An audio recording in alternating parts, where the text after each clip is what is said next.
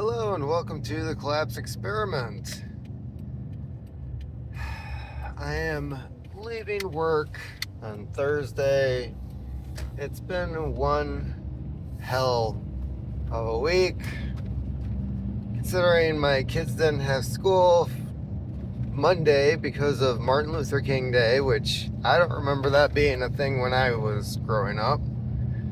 Then it was too cold for them to go to school Tuesday and Wednesday. And Tuesday was the kicker. Tuesday was the one that really did me in. So I go into work at my evening job, and two of our people had called in. We didn't work Monday because of Martin Luther King Day. So Tuesday, it seemed like all the factories and everybody who we do pickups for had 2 days worth of goods going out instead of the one. Then we've got people that called in. Two of our crew called in. So we're short-staffed. And everybody's running late. Everybody's got a buttload of stuff that they're picking up from these factories, and I'm the only person who's filling the trailer.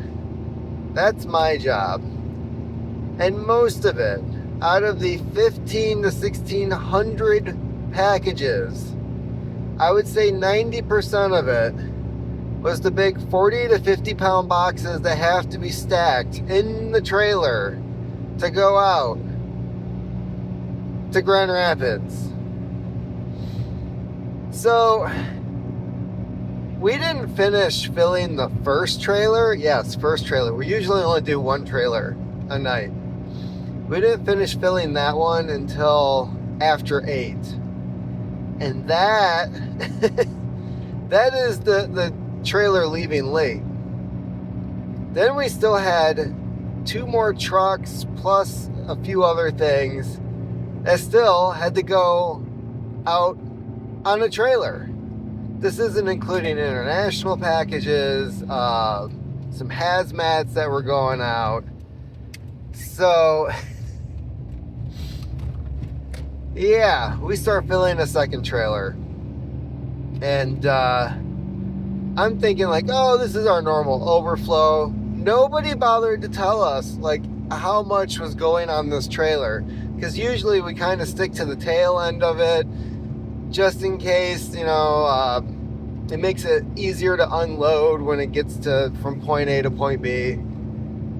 No, it was a little more than 2/3 full. At one point, I had to climb over the boxes that I had already stacked and move everything towards the back end of the trailer just to get the rest of the stuff onto the second trailer. Keep in mind, this is manual labor, non-stop picking up, putting down, lifting over the head, 40 to 50 pounds on average for a lot of these boxes. And instead of the 2.5 hours of stacking and piling like I normally do, this went on for almost 5 hours. And I wasn't anticipating this, so that afternoon, before I even went into work, it was my leg day for working out. So I did a particularly extra hard leg day. I did a couple extra sets. I upped the weight for the dumbbell squats. I'm still feeling it. And then to top it off, I go in and I've got almost 5 hours of continuous work. No break, no lunch. So yesterday I go in, and the 2 people who had called in, they were in. We only filled half a trailer. The one guy who's still sick, they think it's influenza A, is helping me in the trailer. And he's consistently like at least 3 times he left to go use the little boy's room because he's having trouble getting off the toilet. And I'm like, great, okay, so I feel like crap. I'm exhausted. My body is sore. Didn't get a workout in yesterday. And that had a lot more to do with just how I was feeling as opposed to getting a new cell phone. I still could have gotten a workout in, but good God. And then last night, this is the real kicker. This is why I feel the way that I look right now. So my daughter, my 7-year-old, I had already woken up at 2 a.m. to go use the restroom because as you get older, that seems to be a more common thing. And not even an hour later, at 3 a.m., my daughter is opening the bedroom door, coming in. I can't sleep. And this went on for the next 45 minutes where I tell her to go back to bed, and she says, but I can't sleep. And I'm like, you need to go to your room. You can lay on the couch. You're not coming in here. So for the next 45 minutes, it was the door opening, me yelling at her getting upset. She closes. It was just this rotation for 45 minutes of the same shit. It's like just as I was on the verge of falling asleep again, she would pop open the freaking bedroom door. So then finally at 3:45, after my youngest daughter also woke up from everything that was going on, because my oldest daughter, when she doesn't get her way, gets really loud and upset and makes sure that everybody freaking knows about it. I finally just got up at it wasn't even 4 a.m. It was, so basically I've been up since 3. And I would say continuous sleep, I probably got about 3 hours. So I don't even know if I'm going to get a workout in today because I feel like total garbage. I don't think I'm coming down with anything. I don't think I caught the flu. It's just lack of sleep and no rest for someone who's basically nonstop working out for 6 hours on Tuesday. And like I said, last night wasn't bad. It was just I was tired. We had less going out than we normally do on average, which was a good thing. But then I'm working next to sick guy the entire shift, who also left early, by the way. He came in to get enough hours so that he would have a paycheck that he could put towards rent. I can't afford to be off. I'm like, great. Okay. So I already knocked out 2 people over the weekend until Wednesday. Yeah. And this is how things are going. This happens. This type of stuff happens every time I get consistently in a place where I'm doing better. I'm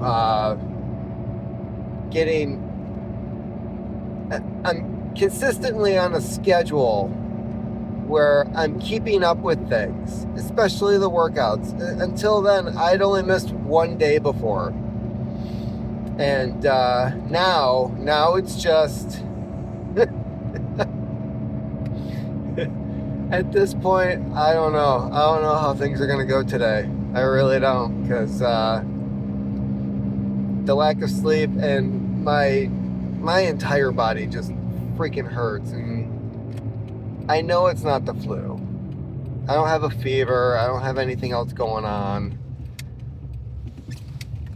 Ugh. Roads are still crap, even though it got warmer out.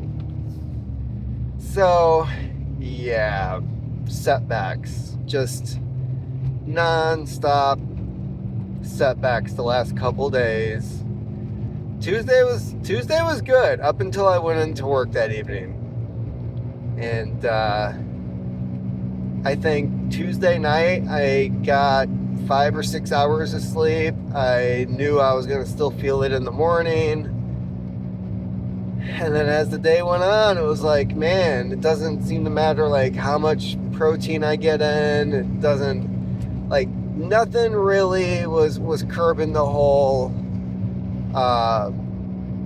your body is just physically worn out sensation. And it's not until I actually get like some freaking decent sleep along with enough nutrients to get me back to where I should be after that hellish day. And oh my God, I remember it hit like the 3-hour mark at work. So this would have been around 8 o'clock. I was hungry.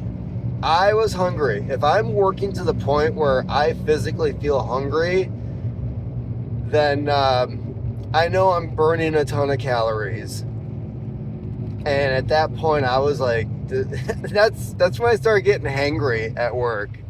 And I was like, this is bullshit. These assholes never plan ahead. What is going on here? I was so pissed. I was livid. And I still had another hour and 45 minutes of bullshit to deal with. And as the time went on, I was like, are we even getting close to being done with this? On the upside, yesterday it was really tempting to call in because when I left on Tuesday night, it was with the understanding that everything that went into that second trailer would have to be scanned again and put into the outgoing trailer for Wednesday night. So it's like we already had practically a full trailer of stuff, not including the pickups and everything that would be coming in throughout that day. And I was like, man, I really should just call in. And went in anyways. And I got there and found out that somehow management, like, they had the wisdom, I don't know, maybe at some point they heard me on the other end of the phone just flipping out when our supervisor was calling them, like, what do we do? Because nobody was anticipating that much stuff. But yeah, they called a driver, they got somebody else to come in, picked up that trailer, and they just hauled it to Grand Rapids during the day. And I'm like, thank God somebody got out of their woke yoga class and pulled their head out of their ass and had that taken care of, because I was not looking forward to that. Tuesday night was the night I came really close to just walking out and quitting, because it was just short-staffed and twice as much work as usual. And I was not having it. Just... And then my daughter adds to it. And that's how crap goes for me. So, I'm gonna get home, bust out a couple videos for the week. I don't know what I'm gonna do after that, because I'm exhausted still. I don't know if it's worthwhile even trying to get like a nap in this afternoon, or if that's just gonna set me back even further.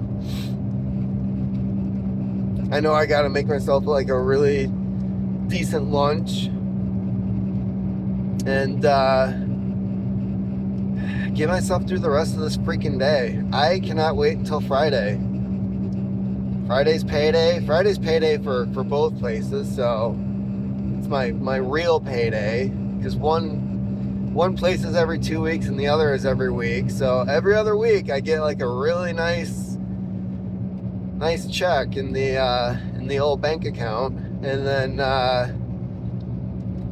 yeah, this weekend I'm taking it easy this weekend. Like, if there's one weekend I've deserved to just have off from bullshit, it's this one.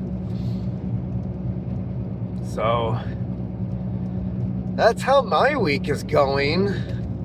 Setbacks and upsets and I know it sounds like a sports broadcast, but good Lord. You try to get ahead and people just pile a bunch of crap on top of it. Not a good week. Keep on